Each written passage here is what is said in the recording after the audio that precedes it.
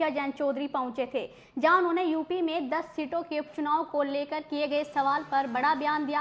जयंत चौधरी ने कहा कि 10 की 10 सीटें एनडीए लड़ेगा और एनडीए में लोकदल शामिल है।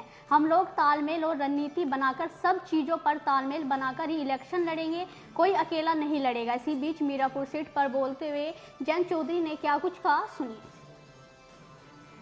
जब 10 सीट लड़ी जाएंगी तो चयन को लेकर सिंबल सारी चीजें हम लोग तालमेल, रणनीति, प्रचार, सब चीजों पे तालमेल बना के हम लड़ेंगे। अच्छा, कोई अकेला नहीं है, ना लोकदल अकेले लड़ेगा, ना बीजेपी अकेले लड़ेगी, ना हमारे और जो गठबंधन में दल है। सीट पे बीजेपी अपना दावा पेश कर रही है और कह रही है कि हम लड़ेंगे। आपका क्या कहना है? रोजगार पे एक ही % बस, इतने सारे राजनीति। मैंने कहा कि सारी सीटों पे एनडीए लड़ेगा।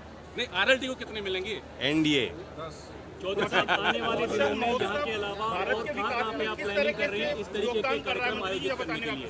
देखिए, इसके बाद अभी 18-19 तारीख को हम भरतपुर में कार्यक्रम कर रहे हैं। मुख्यमंत्री जी से मेरी राजस्थान मुख्यमंत्री जी से इस संदर्भ में बात हुई है और पूरा कोऑपरेशन वहाँ राजस्थान की स्टेट गवर्नमेंट हमें देगी, क्योंकि भरतपुर भी एक पिछड़ा इलाका है, लेकिन टूरिज्म इंडस्ट्री है, परंपरागत वहाँ बहुत इंडस्ट्रीज हैं और बहुत पोटेंशियल है वहाँ। नौजवान चाहते हैं कि उस तरह का आयोजन हो।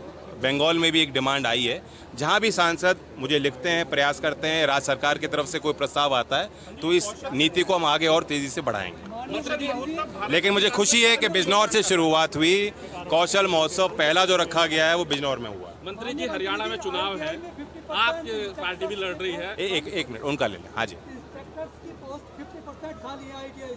यस, हम राज्य सरकारों से लगातार संवाद कर रहे हैं कि आईटीआई में कैसे सुधार कर सकते हैं। उसमें एक पहलू ये है कि आप अच्छे इंस्ट्रक्टर्स को रखिए, नए ट्रेड्स को शामिल कीजिए, जो इंडस्ट्री की डिमांड आज की है, जहां इंडस्ट्री चाहती है कि आगे रिक्रूटमेंट हो सकता है, उस तरह के काम को इंडस्ट्री 4.0, फ्यूचर स्किल्स, उन कोर्सेज को भी आईटीआई में जोड़ा जाए। रिक्रूटमेंट पॉलिसी अच्छी होनी चाहिए, तनख्वाह अच्छी मिलनी चाहिए, मोटिवेटेड होनी चाहिए, आईटीआई का मैनेजमेंट अच्छा होना चाहिए।